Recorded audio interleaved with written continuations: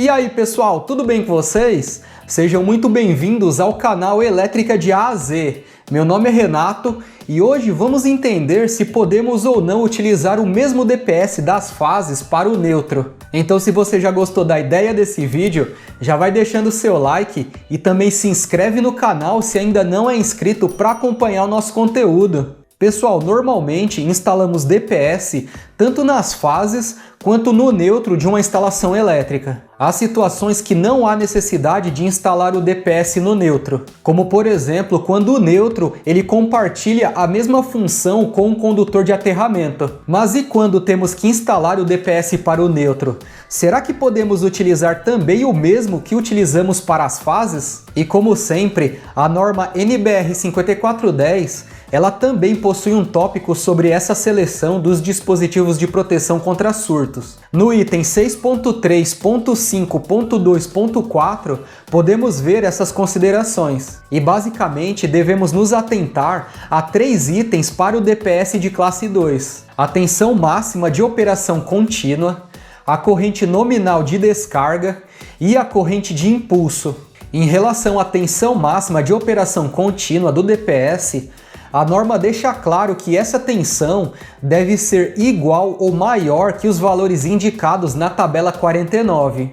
Então, se olharmos a tabela 49, podemos ver que para cada tipo de esquema de aterramento e para cada forma como o DPS será ligado na instalação, teremos valores diferentes para essa tensão de operação contínua. Veja também, pessoal, que para o esquema de aterramento TNC, não há necessidade de instalar o DPS no neutro. Isso porque tanto o neutro quanto o terra estão juntos no mesmo condutor. Nesse caso, deve ser apenas instalado o DPS entre a fase e o condutor PN. Agora, se o esquema de aterramento for TNS, por exemplo, devemos instalar DPS tanto nas fases quanto no neutro. Assim, o DPS entre fase e terra deve ter o valor da tensão de operação contínua 1,1 vezes a tensão entre fase e neutro. Se na nossa instalação a tensão entre fase e neutro for 127 volts, precisamos que o DPS para essa linha suporte uma tensão contínua de no mínimo 139,7 volts. Podemos então utilizar um DPS com essa tensão máxima de operação, que é a UC, de 175 volts.